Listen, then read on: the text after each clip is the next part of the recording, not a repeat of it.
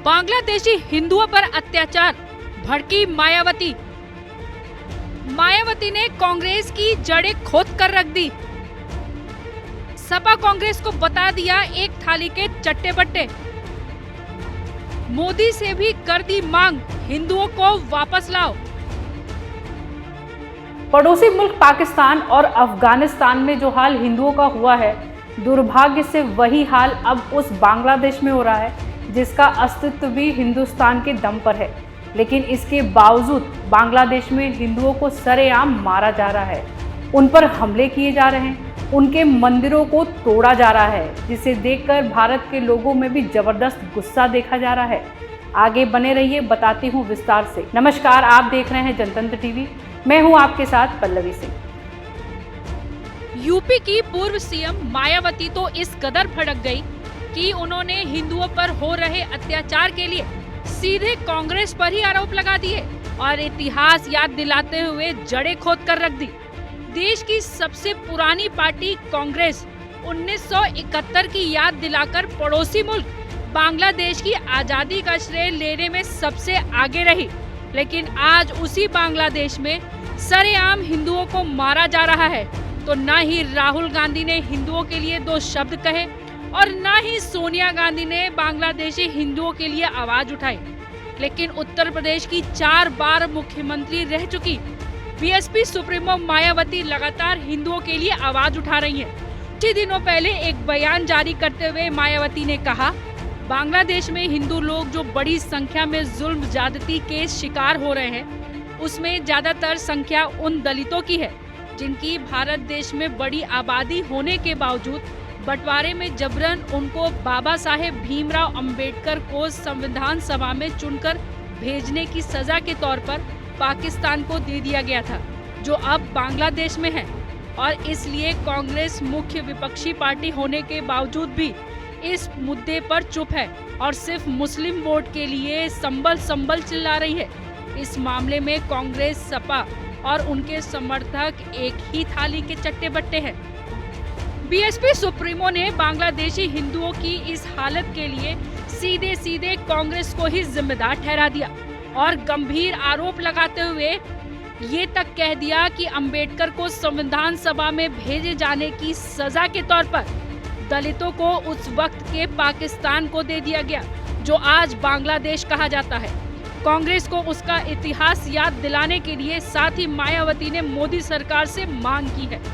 BJP और उनकी नेतृत्व में चल रही केंद्र सरकार अपनी जिम्मेदारी को आगे बढ़ चढ़कर निभाए, ताकि सबसे ज्यादा शोषण का शिकार हो रहे दलित और अन्य कमजोर वर्ग के लोगों को वहां और ज्यादा शिकार ना होना पड़े, या फिर कांग्रेस की इस गलती का जो अब वहां दलित और अन्य कमजोर वर्ग आदि लोगों को काफी नुकसान उठाना पड़ रहा है, उन्हें वहां की सरकार से बातचीत करके भारत में वापस लाया जाए। इसके लिए पार्टी इनकी बहुत बहुत आभारी होगी। मायावती शायद भारत की पहली ऐसी बड़ी नेता है जिन्होंने सीधे सपाट शब्दों में मोदी सरकार से मांग कर दी है कि बांग्लादेश में मारे जा रहे हिंदुओं को वहां की सरकार से बातचीत कर वापस लाया जाए। उनकी इस मांग पर मोदी सरकार कितना अमल करती है, ये तो फिलहाल वक्त ही बताएगा।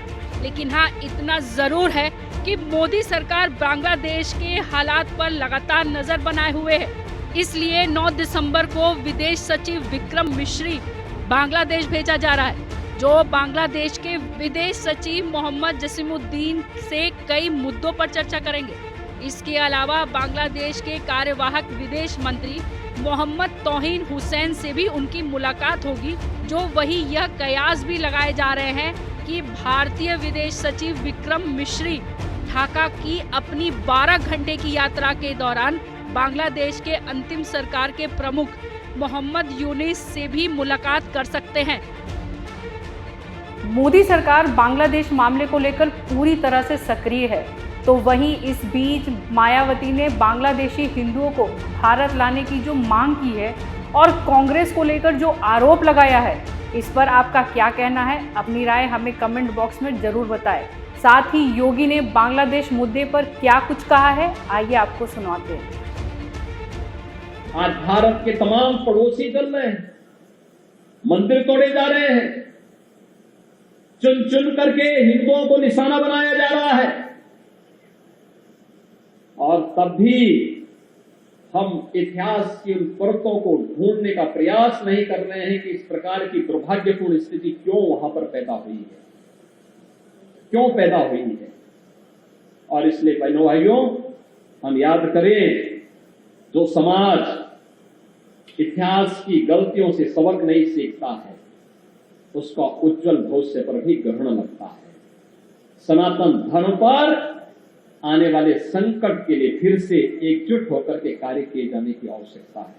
इसके लिए एकजुट होकर के लड़ने की आवश्यकता है। याद रखना, जो बांग्लादेश में हो रहा है, जो चर्चाएं हो रही थी अभी, वहां 90% जो हिंदू बचा है वह दलित समुदाय से है।